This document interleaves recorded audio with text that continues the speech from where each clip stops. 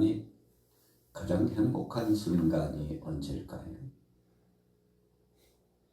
하나님께서 아담을 지으시고 흙으로 지으셨다고 했습니다. 형상을 만드셨어요. 하나님의 거룩한 형상, 하나님의 완전하신 그 아름답고 복된 모습, 형상을 닮아 아담이 하나님 앞에 지음받았습니다. 물론 겉 모양만 말씀하는 게 아닙니다. 하나님의 거룩한 성품, 하나님의 선하신 그 뜻을 쫓아 살도록 지음을 받은 거죠. 그런데 흙으로 아담을 만들어 놓고 그 다음이 중요합니다. 그 코에 생기를 불어넣어 주셨다는 거예요. 그러니까 생명이 되어서 살아있는 존재가 되었습니다. 하나님 앞에 함께 동행할 수 있는 정말 행복 중에 최고의 행복한 자가 된 겁니다.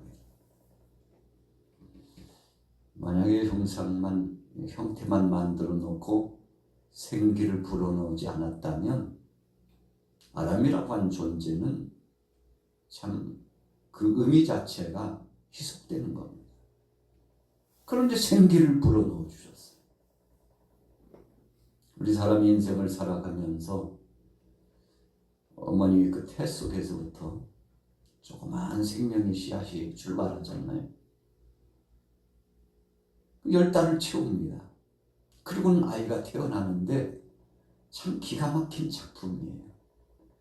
하나님께서 모든 것을 책임지셔가지고 10달 동안에 참 건강한 아이가 모든 것을 갖추고 태어날 때 아이가 소리를 지르면서 울음을 터뜨린다고 그러잖아요. 이유가 뭡니까? 바로 내가 살아있는 존재라는 그 이유입니다. 그리고 숨을 들어내시고 자력으로 숨을 들어내시면서 힘차게 역동적으로 자신이 살아있는 존재라는 것을 세상에 선포하는 거죠. 여러분, 그래서 이 호흡에 이 숨을 들어 마시고 내뱉는 이 호흡의 역사가 대단합니다. 왜 그렇게 역동적이고 귀엽고 아름답고 보배로운 아이로 탄생한 겁니까? 바로 그 속에 하나님의 영이 함께하기 때문에 그렇습니다. 사람이 강건하면 7, 80이라고 했어요. 요즘 수명이 많이 들었습니다만 그래도 다 100세를 전후해서 다 하나님 앞에 부름받습니다. 저도 마찬가지고 여러분들도 마찬가지예요. 여러분, 그런데 사람이 살아있다. 이 증거가 뭡니까? 의식이 있다는 거예요. 죽었다는 게 그 증거가 뭡니까? 의식이 없어졌다는 거예요. 사람이 숨을 거두고 죽게 되면 영혼이 떠나갑니다. 영혼이 떠나가요. 그래서 영혼이 중요한 겁니다. 내 영혼이 잘됨 같이 네가 범사에 잘되고 강건하기를 내가 간구하노라.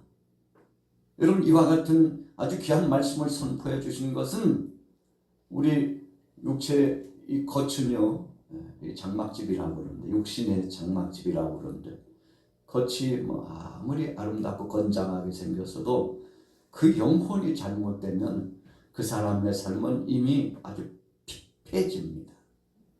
이 사람이 살아도 사는 게 아니에요. 그런데 그 영혼이 건강하고 바른 정신과 바른 생각과 바른 목표와 바른 삶과 그 모든 일거수일투족이 아름다울 수밖에 없는데 영혼이 건강하기 때문에 그렇습니다. 그 영혼이 떠나가면 어떻게 됩니까? 사람이요, 더 이상 움직이지 않아요. 밤사이에 안녕이라고 어떤 사람들은 잠을 자다가 하나님 앞에 부른다. 어떤 사람 역동적으로 일을 하다가 갑자기 숨이 멎어가지고 하나님 앞에 부름받기도 합니다. 나사로가 죽을 병에 들어가지고 마르다와 마리아가 애달팠어요. 예수님이 근처 계시다는 소문이 있는데 그 뻘을 전해가지고 예수님을 모셔오고자 했는데 예수님이요 자꾸만 지체하시고 나사로가 죽었습니다. 예수님 그때서야 오셨어요. 죽고 나서 장사 지냈는데 장사 지내고 나흘이 지난 다음에 예수님이 오셨어요. 마르다와 마리아가 좀 불편한 모습을 예수님께 보였죠. 나사로가 죽으니까요 그 시체에서 썩은 냄새가 나요. 사람들이 절망하는 겁니다. 마르다와 마리아가 이제 우리 오라버니의 삶은 끝났다고 이제 잊어버린 사람으로 됐어요. 그런데 예수님 나사로의 집을 향하여 가시면서 제자들과 함께 있는 사람들에게 뭐라고 말씀하셨나요? 가자. 나사로를 깨우러 가자. 깨우러 가자. 잠들었다는 겁니다. 여러분 죽음이라고 하는 것은 그래서 우리가 영면했다 그러는데 잠드는 시간입니다. 우리 믿음의 사람들이 표현은 그렇습니다. 나사로도 잠이 들었어요. 그런데 예수님께서는 앞으로 장차 다가올 심판의 때, 재림의 때, 부활의 영광스러움을 진행하시기 전에 이 땅에 계시는 동안에 초림 예수님께서 사람이 다시 사는 것이 무엇인지를 본보기로 보여주시기 위해서 나사로가 중병에 들어가지고 죽기 일보 직전인데도 예수님께서 어쩌면 더 지체하시고 무관심한 것 같이 보인 이유는 나사로 가닥에 예수님이 하나님이신 것을 드러내려고 그러신 겁니다. 나사로 가닥에 많은 사람들이 예수님 앞에 나와서 믿음으로 회복되기를 원하셔서 그런 겁니다. 여러분 그래서 하나님께서 하시는 사역은 우리가 살아도 우리가 죽어도 나사로가 그랬잖아요. 살아있을 때도 명성이 있었고 주님 영광을 위하여 주님을 섬기면서 헌신적이었는데 죽어서도 사람들이 나사로를 찾아와가지고 이미 죽었는데요. 마르다와 마리아를 위로하면서 나사로가 이 땅에 살아가면서요 선한 영향력을 끼친 사람이라고 볼 수 있습니다. 악한 행보의 삶을 살지 않았어요. 입을 열어 말을 할 때, 행동을 할 때, 행동거지 언행심사가 좋은 영향력을 끼쳤어요. 사람들이 얼마나 많이 왔는지 몰라요. 그래서 그 많은 사람들, 여러분 예수님께서 또 나사로의 집에 간다는 소문을 듣고 얼마나 많이 사람들이 모였겠습니까? 그런데 그 많은 사람들 보는 데서 나사로를 불러내시고 그를 살리시고, 여러분 살아났다는 증거는 죽었을 때 영혼이 떠났다가 영혼이 다시금 그 육체에 들어가서 회복시키는 역사가 주어진 겁니다. 오늘 본문에 에스겔 선지자에게도 아주 중대한 말씀을 주셨어요. 이 당시에 바벨론의 포로로 잡혀가 있는데 에스겔 선지자도 그랬잖아요. 그가 제사장 가문의 출신으로서 참 큰 사역을 할 수 있는 사람인데 성전이 파괴되고 나라가 다 풍지박산이 나고 성도 파괴되고 살 소망이 없고 바벨론의 속국이 돼가지고 좋은 거 다 빼앗기고 인재도 붙잡혀가고 그때 에스겔 선지자도 바벨론으로 끌려가가지고 참 참담한 삶이죠. 그런데 하나님께서 에스겔 선지자를 부르시지 않습니까? 그를 불러가지고 그 당시에 백성들의 이 상황이 어떤 것인가를 에스겔 선지자로 하여금 아주 철저하게 뼈저리게 깨닫고 알도록 하나님께서 역사해 주셨죠. 자, 오늘 본문 보세요. 자, 백성들이 자신들 스스로를 뭐라고 말하고 있는지 한번 보세요. 여러분 삶을 좌우지하는 것은 마음먹기에 달려 있습니다. 그 믿음, 그 마음씨가 어떠느냐에 따라서 그 사람의 성공적인 삶을 살기도 하고 하나님 영광을 드러내기도 하고 어떤 사람들은 하나님 영광 가리고 참 그 삶이 피폐해가지고 이제는 다 끝난 사람처럼 그렇게 살다가 인생을 마칩니다. 바벨론에 있던 이 유다 백성들의 그 심리적인 상태가요 참이로 말이 아니었어요.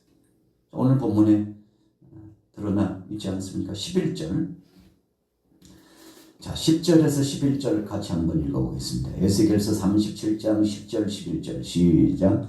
이에 내가 그 명령대로 대언하였더니 생기가 그들에게 들어가매 그들이 곧 살아나서 일어나 서는데 극히 큰 군대더라. 또 내게 이르시되 인자야 이 뼈들은 이스라엘 온 족속이라. 그들이 이르기를 우리의 뼈들이 말랐고 우리의 소망이 없어졌으니 우리는 다 멸절되었다 하느니라.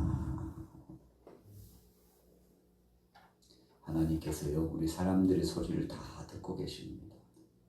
그래서 우리는 이 말하는 게 좀 정말 조심스러운 겁니다. 네 말이 내 귀에 들리는 대로 시행하리라. 여러분 민수기 14장 28절의 말씀 속에도 주셨습니다만 이 유다 백성들이 바벨론에 끌려가가지고 이 심리 상태가요 다 죽은 송장 같아요. 이건 살아도 사는 게 아닙니다. 왜요? 정신이 피폐해지고 그 영혼이 메말라 가가지고 왜 그렇게 됐나요? 성령이 떠나서 그렇게 된 겁니다. 하나님의 말씀이 없었기 때문에 그런 겁니다. 하나님의 임재하심을 믿지 않았기 때문에 불신앙의 그 태도가 그렇게 사람들의 그 정서, 그들의 영혼과 육체와 삶 자체를 핍절하게 만든 거예요. 스스로들 그러는 거예요. 마른 해골 같은 인생들 우리가 뭔 소망이나 있겠어. 나라 빼앗긴 주제, 주권을 빼앗기고 그 좋은 거 다 약탈당하고 멀리 이국 땅에 와가지고 노예처럼 살아가는 우리 인생에 무슨 소망이 있겠냐고. 죽은 거나 다름없지 뭐. 송장이지 뭐. 사람들의 여론이 그랬다는 겁니다. 여러분 요즘 매스미디어를 통해서, 방송 매체를 통해서, TV나 또 인터넷망을 통해서, 신문을 통해서, 스마트폰을 통해서 들려지고 또 보여지는 현상이 어떻습니까? 아주 여러 가지일 겁니다. 좋은 소식도 있지만 좋지 않은 소식도 있을 거예요. 정말 사람들에게 소망을 주고 비전을 주는 이야기도 있지만 절망의 나락으로 떨어뜨리는 이야기도 계속 홍수처럼 문수처럼 쏟아져 나옵니다. 여러분 그래서 우리가 잘 골라서 들어야 돼요. 그리고 듣고 또 눈으로 봐도 그것을 잘 재해석을 잘해야 됩니다. 해석을 잘해야 돼요. 그리고 걸릴 것은 걸르고 취할 것은 취하고 내릴 것은 내리고, 그래서 정말 분별력을 갖고 이 시대를 살아가야 합니다. 여러분 영혼이 깨어있고 하나님 말씀에 충만하고 성령 충만한 사람은 시대를 분별해요. 뭐 어떤 혼란이 와도 그 속에도 하나님이 어떻게 역사하시는지를 분별하고 의연하게 지혜롭게 대처할 수 있는 겁니다. 그러나 오늘 본문에 이 시대는 그러지 못했어요. 자 보세요. 11절 중반절에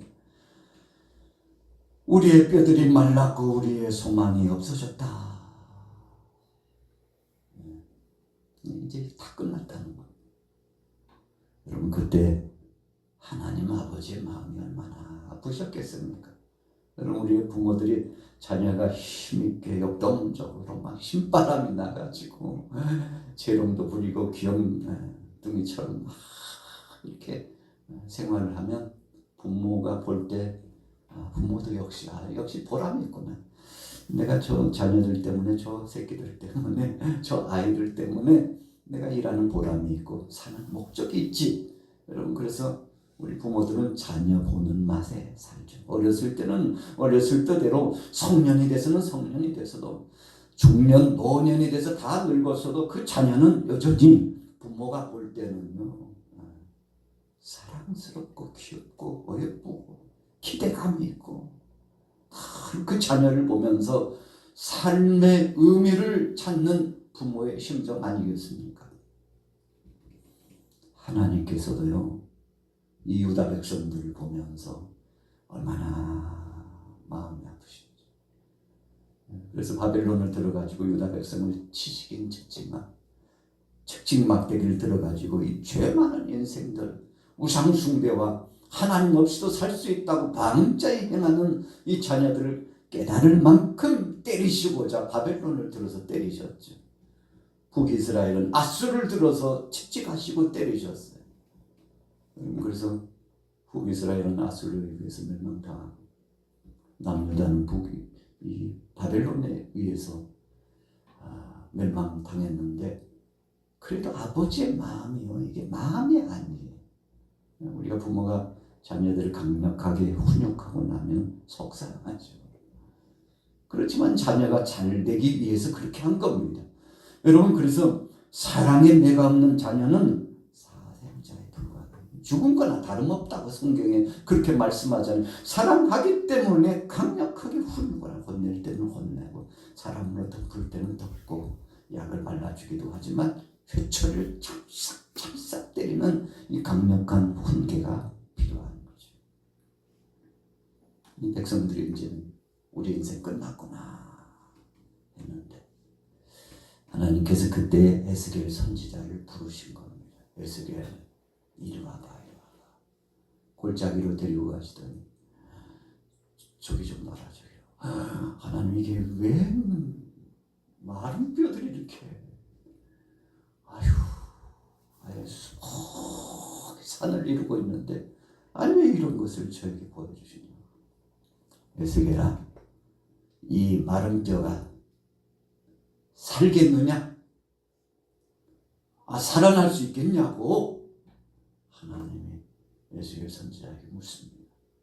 여러분, 이 당시의 여론, 이 당시의 백성들의 상태, 영적인 상태, 삶의 상태가 마른 뼈와 같았는데 에스겔에게 묻는 거예요. 에스겔아, 이 유다 백성들에게 정말 소망은 있는 것이냐? 저들이 회복될 가능성은 있는 것이냐? 새롭게 될 가능성, 하나님 앞에 나올 가능성은 있는 것이냐? 하나님께서 에스겔 선지자에게 물으시는 거죠. 뭐라고 대답해야 될지 난감하죠. 하나님께서 에스겔을 말씀합니다. 저 마른 뼈를 향하여서 생기야 불어서 마른 뼈들에게 임하라고 네가 선포하라. 이 하나님의 말씀을 받아가지고 에스겔 선지자가 대언하는 겁니다. 선지자는 대언의 사역입니다. 강단에서 말씀을 선포하는 목회자들도 대언의 사역입니다. 하나님의 말씀을, 이미 주신 특별 계시의 성경 말씀을 하나님의 뜻 중심으로 하나님께서 이 시대에 뭐라고 말씀하시는지를 재정립해 가지고 선포하는 겁니다. 전하는 겁니다. 오늘날 우리에게, 나에게 먼저 주시고 여러분들에게 주실 말씀은 이 말씀이라고, 이 말씀 안에서 여러분들을 회복하시고 세상의 삶의 답을 찾으시고 새롭게 되기를 원한다고. 자, 오늘 본문으로 들어가 봅시다. 4절을 보겠습니다. 4절, 37장 4절 읽습니다. 시작. 또 내게 이르시되 너는 이 모든 뼈에게 대언하여 이르기를 너희 마른 뼈들아 여호와의 말씀을 들을지어다. 주 여호와께서 이 뼈들에게 이같이 말씀하시기를 내가 생기를 너희에게 들어가게 하리니 너희가 살아나리라. 생기를 들어가게 하리니. 에스겔 선지자가 여호와의 말씀을 들을지어다. 이 말씀에 대한 결론의 해석이 14절에 나와 있어요. 그 답이 14절에 나와 있어요. 14절 같이 읽어보겠습니다. 13절부터 14절, 13절 시작. 내 백성들아, 내가 너희 무덤을 열고 너희로 거기에서 나오게 한즉 너희는 내가 여호와인 줄 알리라. 내가 또 내 영을 너희 속에 두어 너희가 살아나게 하고 내가 또 너희를 너희 고국 땅에 두리니 나 여호와가 이 일을 말하고 이런 줄을 너희가 아니라 여호와의 말씀이니라. 여러분, 백성들이 다 죽은 사람처럼 살았어요. 성령 떠나니까, 말씀 떠나서니까, 하나님 없이 살다 보니까 핍졸해지고 공공해져가지고. 여러분, 우리가 하루 세끼 밥 먹는 거 늘 먹으니까 중요한 줄 잘 모르죠. 그런데 한 끼만 안 먹어보세요. 아침 먹었는데 점심도 안 주고 한 서너 시쯤 점심을 준다고 한번 생각해 보세요. 온몸이 비상사태가 벌어집니다. 여러분, 우리가 음식을 섭취하다가 금식을 하면요, 정수리에서부터 발끝까지 긴장합니다. 비상 사이렌이 울리는 겁니다. 그래서 금식이 수시로 금식이 몸에 좋은 이유가 그겁니다. 몸을 오장육부를 전신을 긴장하게 만들어요. 여러분, 그래서 적절한 금식은 몸에 아주 좋답니다. 한 끼 조금 늦게 먹었다고 뭐 비상이 걸려가지고 배에서 그냥 꼬록꼬록 소리가 나기 시작하고, 여러분, 먹어야 될 것을 먹지 않으니까. 그래서 사람이 음식을 먹지 않고 물도 마시지 않으면 한 일주일 산대요. 일주일.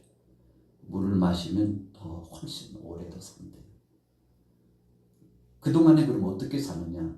몸에 비축되어 있는 것을 막 끌어다가, 비상 상황이니까.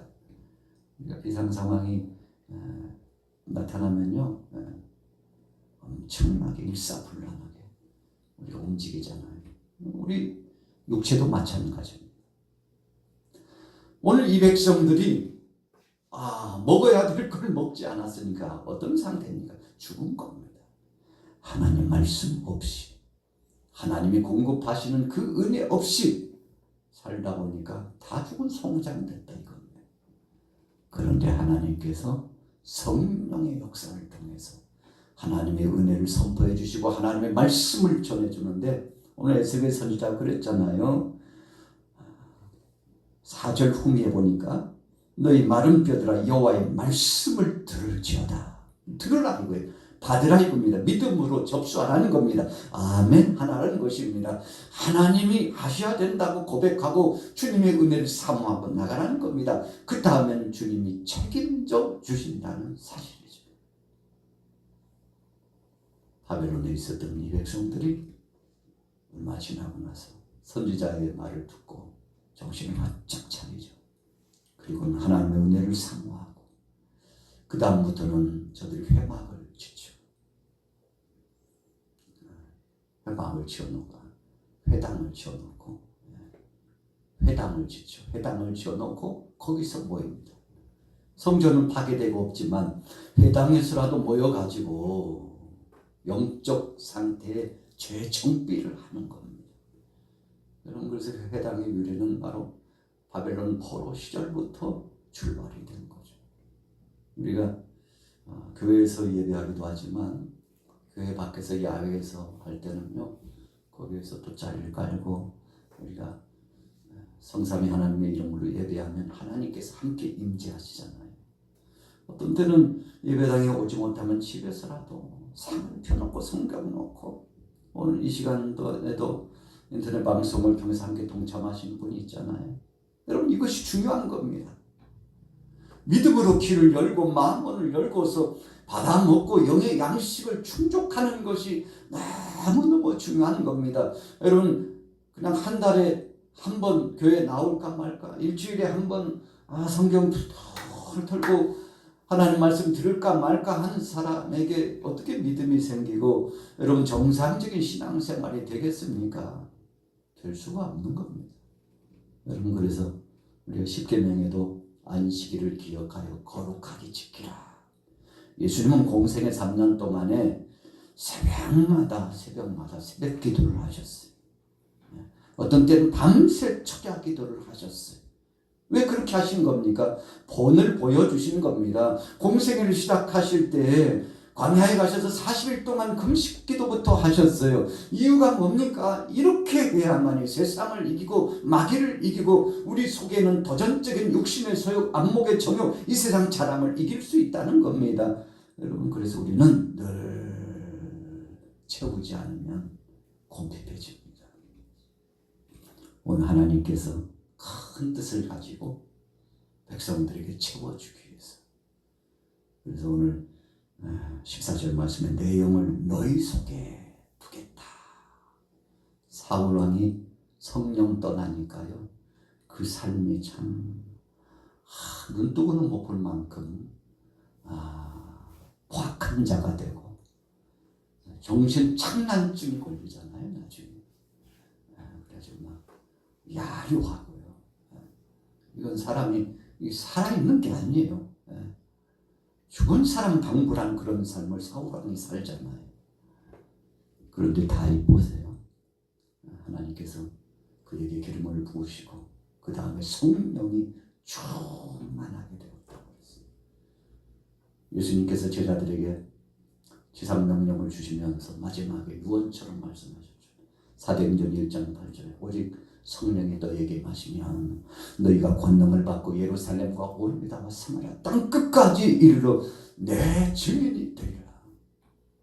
여러분, 그래서 현대 이 교회 시대 저와 여러분들은 성령 충만해야 영적인 생활을 유지합니다.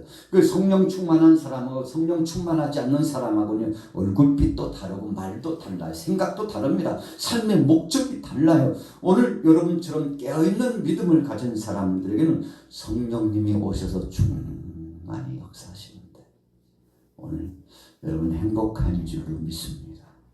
오늘 이 바벨론의 포로로 잡혀있는 이 백성들에게 걱정하지 마. 이제 출발이다. 너희가 그 나라를 떠나왔어도 여기서도 내가 성령으로 너희와 함께 해줄 테니까 성령으로 너희 마음에 임재하면 영으로 내가 너희 속에 함께하면 모든 것들이 회복되고 때가 되면 나라도 회복돼서 돌아가게 될 것이니 이 마른 뼈들이 큰 군대가 되리라. 이스라엘 백성들이 애굽에서 나올 때 장정만 60만이 나왔는데 노약자를 합하면 200만이에요. 바로가 히브리 백성들 보내고 보니까 아유 얼마나 되겠어 그렇게 생각했을 거예요. 아무리 인구조사를 잘한다 해도 히브리 백성들이 몇 명인지 다 이렇게 체크하기는 쉽지 않죠. 그런데 애굽을 떠나는데 람세스를 중심으로 해서 이제 홍해 앞에서 출발해서 쫙 가는 모습을 보니까 아이고 애굽이 양 텅 빈 것 같아요. 심지어는 종들까지도 다 데리고 갔잖아요. 소나 양이나 짐승 할 것 없이 함께 살았던 종들까지 다 데리고 갔으니까 여러분 엄청난 군대가 빠져나가는데 야 이러다 애굽 망하는 거 아닌가 위기의식을 느꼈다 이겁니다. 그래서 바로의 마음이 변심됐어요. 그만큼 두려운 겁니다. 사악한 원수마귀 원세 사탄이 마지막에 몸부림치면서 도전해 온 겁니다. 그러나 하나님께서 홍해를 건너게 하시고 애국 군대는 뒤쫓아가는 데 수장시키시고 하나님의 살아계신 증거를 드러냈잖아요. 여러분 그래서 홍해를 건너는 것은 우리가 물세례와 같다 그러잖아요. 요단강을 건너는 것은 성령 세례와 같다. 우리가 그렇게 영적으로 풀이라고 표현을 하는데 그래서 홍해만 건너서는 안 되고 요단강까지 건너야 된다. 여러분 그래서 처음 예수님을 구주로 영접하고 세례받고 신앙생활하고 10년, 20년, 30년, 50년 점점 성숙해져가고 나중에는 좋은 열매도 맺고 어떤 비바람이 몰아치고 풍랑이 몰아치고 시련이 와도 흔들리지 않고 큰 믿음을 갖고 교회 모퉁이에서 기둥감으로서 사역을 감당하죠. 왜요? 성숙한 신앙이 있는 그렇습니다. 주님의 몸된 교회 내게 주신 이 사명을 감당하기 위해서 주님 앞에서 늘 깨어 기도하고 헌신하고 장차 주님이 부르셔서 내가 너 세상에 살 때 보니까 참 수고도 많이 하고 헌신도 많이 하던데 고생했다. 내가 너에게 상을 주마. 면류관을 주시고 큰 상으로 갚아주시겠다고 예수님께서 복음서에서 이미 차에 말씀을 해주셨잖아요. 주님은 결단코 심은 대로 거두게 하실 뿐이지 그렇게 땀을 흘리면서 심었는데 열매 맺지 못하게 하실 분이 아니라는 겁니다. 여러분, 우리가 눈으로 볼 때는 아무런 열매도 없는 것 같지만 하나님의 역사하셔서 이 모양 저 모양 다 하나님께서 정하시고, 바울이 목회자로서 선교사로서 대가였잖아요. 참 세상에 그만큼 수고하고 헌신하고 목회를 잘하고 선교를 잘하는 사람 또 누구 있을까 하면 또 누구 찾기가 쉽지 않을 만큼 바울이 자기 스스로 고백했던 것도 그렇잖아요. 엄청난 죽음의 위험과 배고픔과 추위와 내 맞는 고통과 원수들이 바울을 잡아서 죽이려고 하는 위협과 이것은 세상 사람들이 볼 때 복이 아니고 저주받은 것 같았어요. 그런데 바울은 영적으로 본 겁니다. 세상에서는 환난과 핍박을 받아도 예수님 말씀하시지 담대하라 내가 세상을 이겼노라 말씀하신 것처럼 주님 앞에 감사하면서 주님의 이 땅에서 받으면 하나님 나라에서 받을 수 없으니 이 땅에서 받는 걸 포기하고, 여러분 우리 신앙인의 아름다운 모습은 그겁니다.